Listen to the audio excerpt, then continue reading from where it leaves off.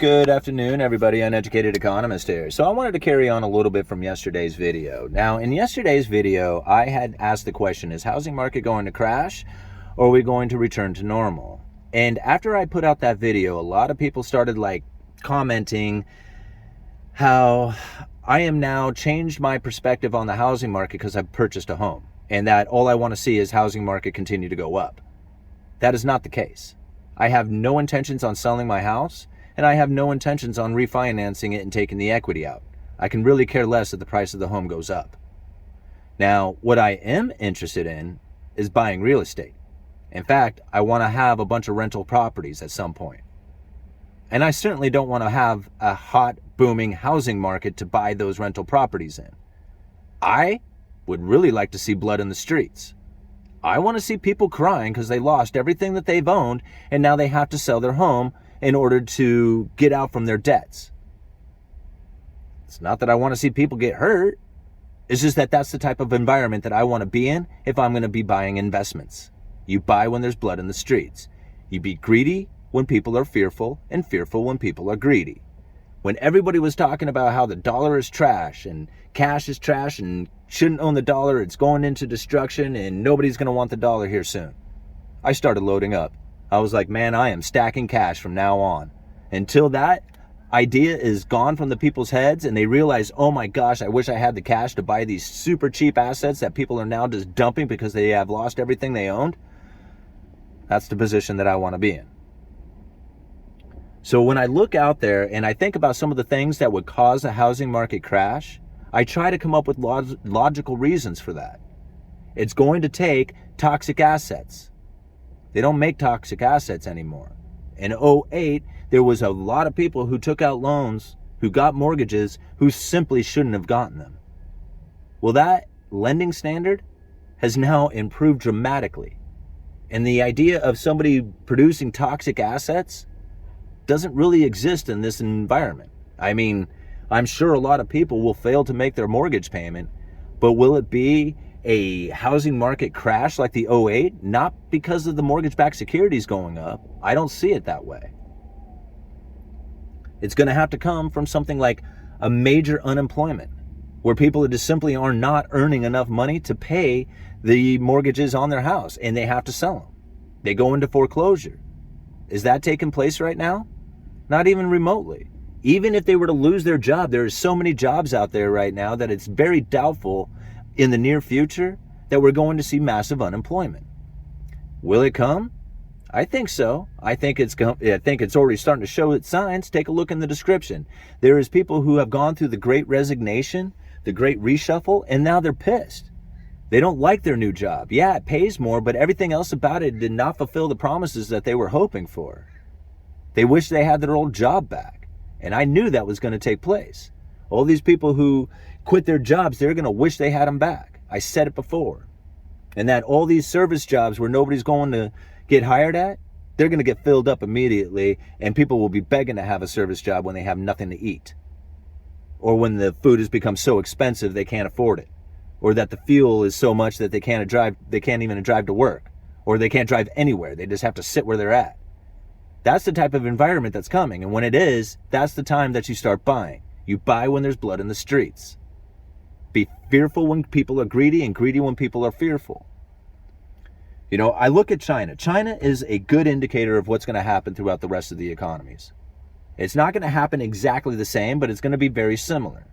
And I said it before, when the interest rates begin to rise and encroach ever closer to the corporate debt, you're going to start seeing corporations failing.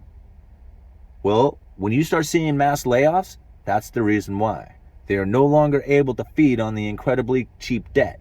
They were gorging on this stuff. These zombie corporations that are out there, the zombie people that are out there, they are going to feel the pain from this. Austrian economics says you let them fail. You let the undergrowth burn out. That will do wonders for this economy. You have to feel the pain in order for it to grow back better. But nobody wants to feel the pain. Nobody wants to let the foreclosures kick into gear. Nobody wants to let the bankruptcies happen. Nobody wants to see massive unemployment.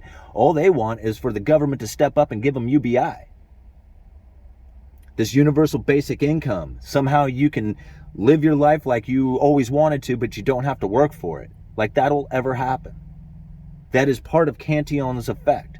When people start diving into luxuries, that's the sign of the end of the game. How long it takes is anybody's guess. It could take 5 years, it could take 50 years. Nobody knows. So the dive into luxuries, that's a sign that it's taken place. How many people went out there and bought new cars? How many people went out there and bought houses? How many people out there switched their jobs because they thought they were going to be making so much more money and they started buying all kinds of toys and stuff? That dive into luxuries, that's a sign of the end game. How long it takes, again, is anybody's guess. You see all this stuff that's piled up, all the inventory pile-ups everywhere. So many people now want to talk about the bullwhip effect. I was calling this bullwhip effect before it even started. Right? I saw the signs taking place in the lumber industries, and it was the commenters that were saying it. Hey, you're describing the bullwhip effect. I didn't know what that was until I read it in the comments section a couple of years ago and started researching it and said, yeah, that's exactly what's happening here. And don't think that that won't happen to the housing market. It's going to happen. We have undersupply that's going to hit by oversupply, that's going to go back into undersupply until we finally find an equilibrium again. We just went from massive undersupply. Well, we could go into some major oversupply. But will that oversupply cause a housing market to drop as far as the prices go? Probably. Is it going to be significant? I don't think so. I think that there is probably going to be a lot of people who are going to try and sell their homes because they are not able to take the equity out. If the interest rates are high, taking out a home equity loan is probably not going to be the case. But you could sell that home and get the equity out of it. So a lot of people are probably going to put their houses on the market just simply because they cannot refinance it and take the equity out.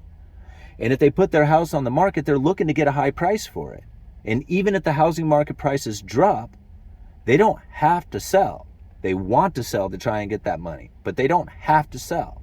Being forced to sell is a much different case.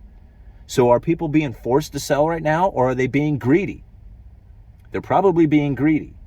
And if there are more people that are greedy, the more inventory is going to come on the market. And if there are people out there who are desperate to sell, then they're probably going to be dropping their prices of their homes. But it may not be everybody. It may just be a handful of desperate sellers. If you lose your job, then you'll become a desperate seller. If you can't, make your payments for some reason, you become a desperate seller, but you have to find those reasons. Now, when I look over at China, there is protests happening like crazy. These people are just like watching their value of their apartments go down or whatever condos they bought, and they're not making the payments. They're like, you know what, we're not going to do this anymore. We're not going to pay you. And that is killing these property developers. It's going to smash them in the head. And you think that they're going to be building properties into that? Well, what if all the inventory starts to tighten up again? You have nobody building right then. Well, that's going to tighten up the inventory even more. And if there is buyers out there who are willing to pay any price for it, guess what? The price will go to the moon. Oversupply, undersupply, oversupply, how long that takes, who knows? But the bullwhip effect is ripping through the entire economy. And it's going to happen within housing too. What position do you want to be in when that takes place?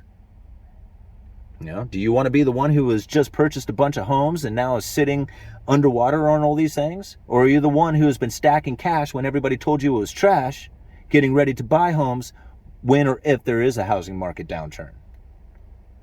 See, people told me to shut up. I am never going to shut up. That's not the point of this channel. This channel is to bring up ideas, opinions, and thoughts, and for you to come up with your own ideas. I always leave links down in the description for you guys. So if people are asking me what I want to see people crying. I want to see blood in the streets. I want to see panic sellers because I want to take advantage of that particular situation. I'm not wishing for it, but I would like to see that. Not because I want to see people get hurt. It's because I want to make the best decisions for myself at the time that they are happening. Don't think that I want housing market to do anything. That is not the point.